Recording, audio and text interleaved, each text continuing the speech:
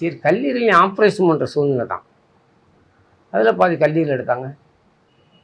கடைசியாக பார்த்தா ஹீமோ கொடுத்தாங்க போனாங்க. அதுக்கப்புறமும் ஆந்திரா ஆனைக்கட்டி எடுத்தேன். ஆனைக்கட்டியில் கேரளாவில் ட்ரீட்மெண்ட் எடுத்தேன். படங்கள் வாய்ப்புகள் கொஞ்சம் கொஞ்சம் நானாக அவாய்ட் பண்ணேன். ஏன்னா மற்றவங்க பாதிச்சிடக்கூடாது. படம் நடிச்சிட்டு இருக்கும்போது படம் நின்று போச்சுன்னா அது எவ்வளோ வலி பெயின் புடிச்சு எவ்வளோ பாதிக்கப்படுவாங்க. ஏன்னா நம்ம ஒரு டைரக்டருங்கிறதுனால அதோட வலி நான் சும்மா நடிகனாக தான் மறைச்சிட்டு போயிட்டு இருப்பேன் எல்லாத்தையும்.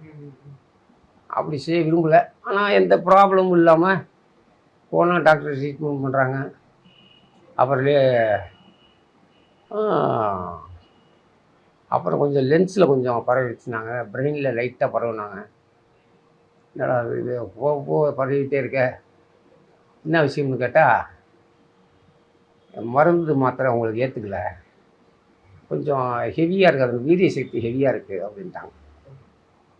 சரி அதுக்கப்புறம் இப்போ லாஸ்ட்டாக இதில் ஒரு 3 ஆண்டுகளாக நடந்துக்கிற விஷயம். ஹெவியாக இருக்குன்றாங்களேன்னு சொல்லி அவங்க என்ன சொன்னாங்க, இப்போ கரண்ட்டு